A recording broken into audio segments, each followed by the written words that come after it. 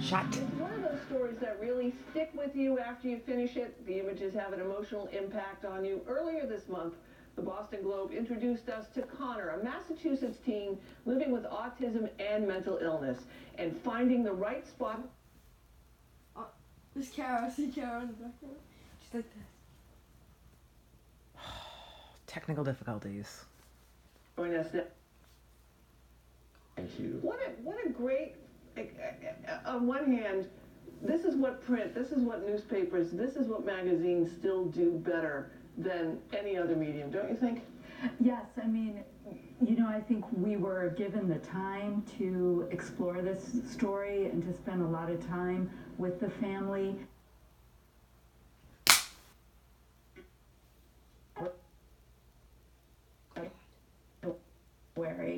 And I initially thought that we would do a story about children who were kept waiting for a long time in the emergency room, which Connor did experience. He waited in the emergency room in Newton Wellesley Hospital.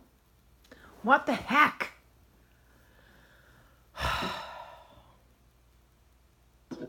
Right, it's not uncommon, and when you add in the autism diagnosis, it becomes even more complicated. But after getting to know them a little bit, I realized there was much more to the story than that. There's all sorts of points at which the family was faced with difficult decisions.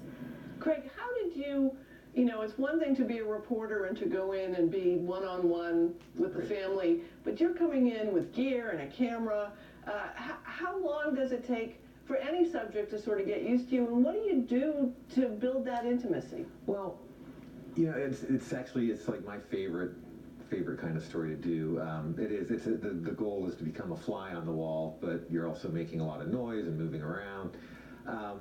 It's really just the way I approach it is I just sort of treat people the way I'd like to be treated. I'm open, I'm honest. I explain to them what my goal is, and I ask them just to forget that I'm there. And you were able to capture, we're looking at this photo right now, this one really struck me, because it's certainly been, not in such an extreme situation, but certainly with your children when they're having a tough time, and right. You capture this, it looks horrible, right? It's so intimate, but they're actually exercising, if I recall correctly, what they were trying to do, that their doctors were helping them to help Connor to get better, being able to control himself. But you're right there. This was in a situation where they had been swimming. They were up in New Hampshire on a family getaway.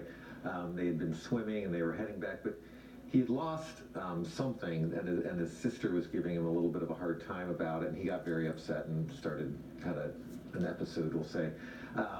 And so his mother gave him a mark against him, and if he got 10 of these marks, he would end up having to go back to school immediately. Yeah, to leave the field. Yeah, and so he was really upset. He was begging her to take him back. But by the end of it, I mean, it did get diffused, but I mean, it happens. I mean, and like he's just a very emotional kid, and when things are good, he's very loving and very caring, and when things are bad, he's very much the opposite. Liz, how did you find this family? Well, I was introduced to them through an organization called PAL, which is for parents of children with mental illness and mental disabilities. As I mentioned, I was planning to do a story on emergency room delays, and the director of this agency provided a few families, including Roberta's, who were willing to talk to me. I think the key with Roberta and Connor and the rest of the family is just the level of access they were willing to provide for us. I've been doing this a long time, and that's pretty unusual. Just how much they were committed to showing their everyday lives as a way to help bring this kind of, out of the shadows. Yeah, we talk at least every other day on the show, we're talking about mental health issues, and we're talking about special needs issues, and we're talking about getting care. And then when you get down to brass tacks, the ability and availability, even in the New England area, even in Boston, wait lists up to 6 months to a year sometimes for children and adults to get access. I imagine the family really wanted to bring that message forward. Oh, yeah. They did, and I think also, I think it was Roberta, Connor's mom, who was telling me, you know, if your child has cancer, there's a lot of people who will come out and help you, bring your meals. But this mental illness and autism, it's more in the shadows, and there's more of a sense of, I don't know, if you're out in public and your child has an episode, more of a sense of shame around it. And I think they really wanted to sort of break that down. I heard a mother say of an autistic and mentally ill child that cancer is a casserole disease, and mental illness is the how can we not invite them disease.